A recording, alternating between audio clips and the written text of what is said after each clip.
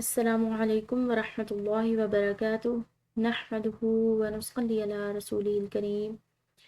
امید کرتی ہوں کہ آپ سب اللہ تعالیٰ کے فضل و کرم سے خیر و عافیت کے ساتھ ہوں گے۔ میں آپ سب کو اپنے چینل ایزی قرآن لیسنز پر دل کی گہرائیوں سے خوش آمدید کہتی ہوں۔ آج ہم پڑھیں گے سورہ بقرہ کی آیت نمبر 282۔ اس کا کچھ حصہ ہم پچھلے اسباق میں ادا کر چکے ہیں اور کچھ حصہ آج کے سبق میں ادا کر رہے ہیں اور بقیہ آئندہ انشاءاللہ العزیز۔ تو چلیے بغیر تاخیر کے بڑھتے ہیں اپنے سبق کی طرف، اور سبق کی ابتدا اللہ جل شانہ کے بابرکت نام سے کریں گے۔ اعوذ باللہ من الشیطان الرجیم، بسم اللہ الرحمن الرحیم۔ آیت مبارکہ دیکھیں۔ فَإِن لَّم، ساتھ ساتھ ہم اس کی تجوید بھی دیکھیں گے۔ فَإِن لَّم، یہاں پر ہم نے حمزہ اور لام کو ملایا ہے۔ وجہ اس کی یہ ہے کہ لام جو ہے یہ مشدد حرف ہے، اور مشدد حرف اپنے سے پیچھے والے حرف کے ساتھ ملاتے ہوئے ادا کیا جاتا ہے، یعنی کہ مشدد حرف کو 2 دفعہ ادا کیا جاتا ہے۔ اس کی آواز 2 دفعہ نکلتی ہے، ایک دفعہ پیچھے کے حرف کے ساتھ ملاتے ہوئے اور دوسری دفعہ اکیلا۔ تو یہاں پر لام کا پیچھے والا حرف یعنی کہ نون یہ ساکن ہے، تو اس لام کو ملائیں گے ہم نون ساکن کے پیچھے والے حرف یعنی کہ حمزہ کے ساتھ۔ تو اس صورت میں درمیان میں آنے والی نون ساکن جو ہے اس کی آواز ختم ہو جائے گی۔ اس کو ہم پڑھیں گے فَإِن لَّم، یعنی کہ اس کو اگر ہم پڑھیں فَإِن لَّم نون ساکن کو ادا کریں تو یہ درست نہیں ہوگا، اس کو ہم نے ملانا ہے لام کے ساتھ۔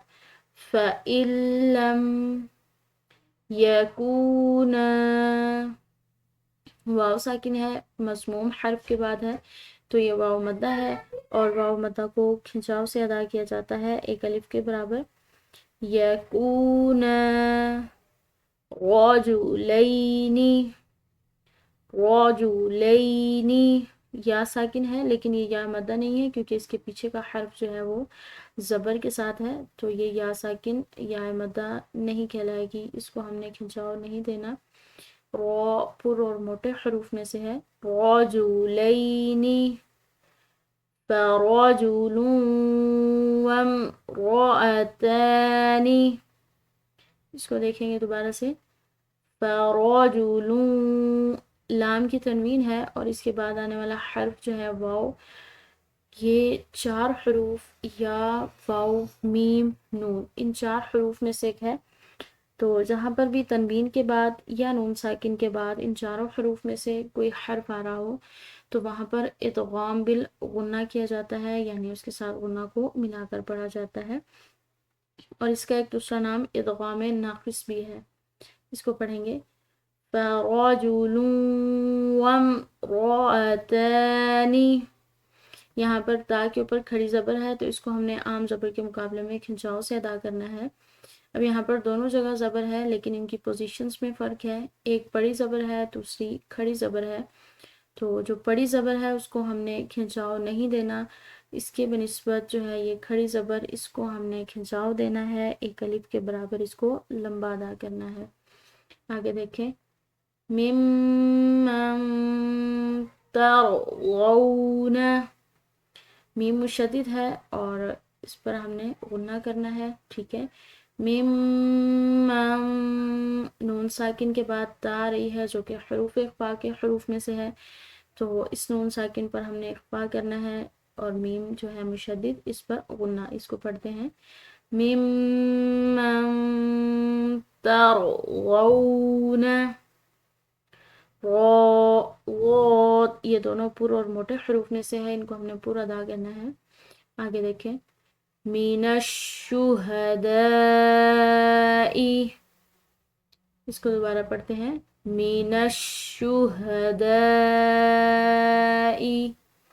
یہاں پر آنے والی جو الف ہے اس کے اوپر بڑی مد ہے، اور بڑی مد کو کھنچاؤ سے پڑھا جاتا ہے، لمبا ادا کیا جاتا ہے، اور اس کو کھنچاؤ سے پڑھنا، اس کو لمبا ادا کرنا، یہ کم از کم 3 الف کے برابر ہو، یعنی کہ اس کو جو کھنچاؤ کی مقدار ہے جتنی دیر میں 3 مرتبہ الف ادا ہوتا ہے اتنا اس کو لمبا کھینچا جائے اس سے زیادہ اس کو کھنچاؤ دیا جا سکتا ہے لیکن اس سے کم درست نہیں ہے.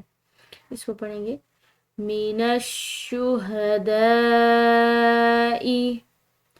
ان تضل. نون ساکن کے بعد تا ہے حروف اخفا میں سے، تو اس نون ساکن کو مخفی پڑھیں گے. ان تضل احداہما. حلق سے ادا کریں گے احداہما. کھڑی زبر کی وجہ سے ہم نے دال کو کھنچاؤ دیا ہے، لمبا ادا کیا ہے. آگے دیکھیں